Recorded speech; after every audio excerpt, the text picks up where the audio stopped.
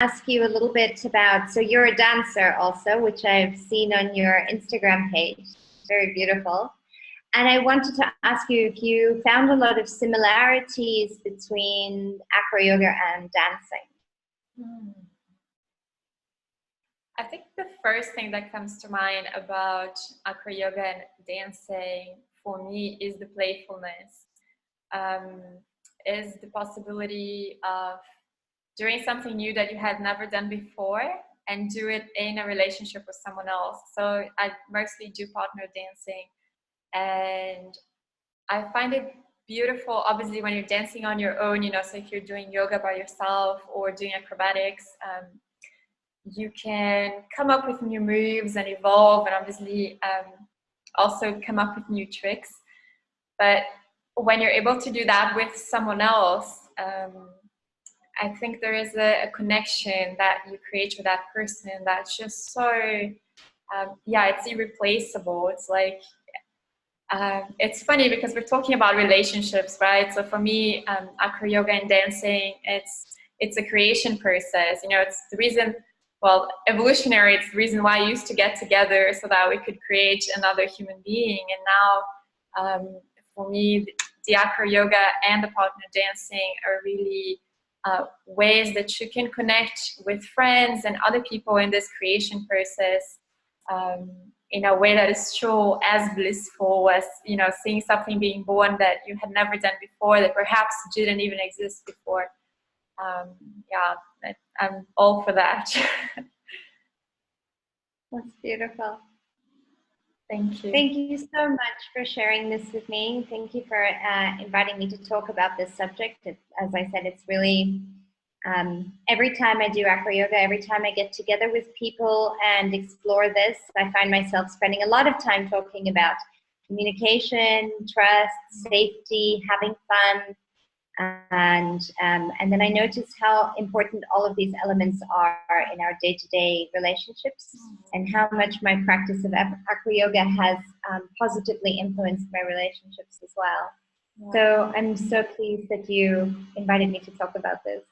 Yeah, I'm so grateful that we're talking, because what becomes alive for me as well is that so many people, when they're struggling in a relationship, or when they're entering a relationship after, you know, they've had some bad experiences or some things that are still healing, they might feel like the only option is to look for a professional therapist or a couples counseling therapy. And I find that body practices can help people trigger that wisdom within themselves. So it's not that the facilitator is going to teach you necessarily, but that through the learning of your body, the way that you act in the world changes. And for people that aren't too much about talking, those body practices are such good ways of moving forward in places that we're stuck, without having to over communicate with the language. Yeah.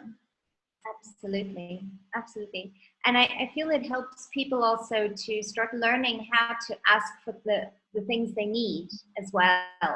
Instead of getting into a situation where we're, let's say something isn't working, instead of saying, but you're doing this and you're doing that, we get into a kind of blame game.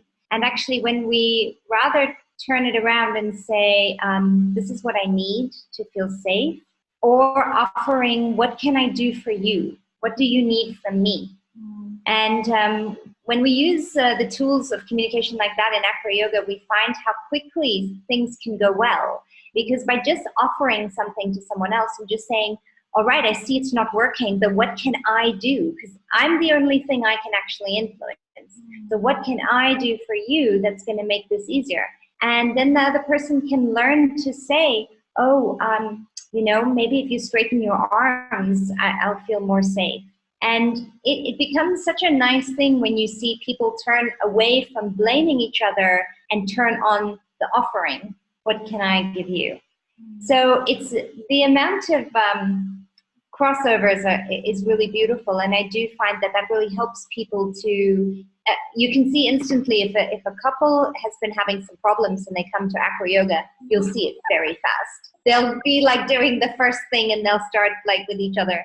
And then the teacher's always there to say, try to turn it around, try not to blame them for what's going wrong, but try to ask them for what you need.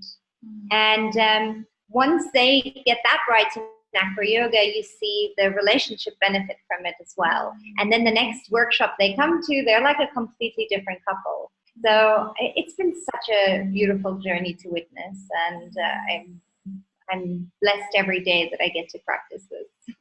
I love it. I love it. I actually look forward to the opportunity to mix dance and acro yoga and maybe a few other body practices for couples. I think that would be very, very intriguing. Yes. Hopefully when I'm back in April, we will get together some more. Then we plan it out. Yeah. Okay, well, thank you so much. Thank you. I want to say for the people that are watching here, also thank you for taking the time. And I hope this can be a knowledge that you take further. And feel free to comment in the comment box below. Also, so that the community can interact, and so not necessarily Lara Lynn or I will respond, but people around who are interested in the subject will have so much knowledge to share. And I'm putting in the description here as well Lara Lynn's Facebook and Instagram, which is the best way that you can contact her. And I'm going to put all my contact details in the description as well. So I'm dancing Brazilian, and it was really an awesome opportunity to speak with you. Thank you so much. Thank you, Willowa. Have a nice day. You too. Bye-bye.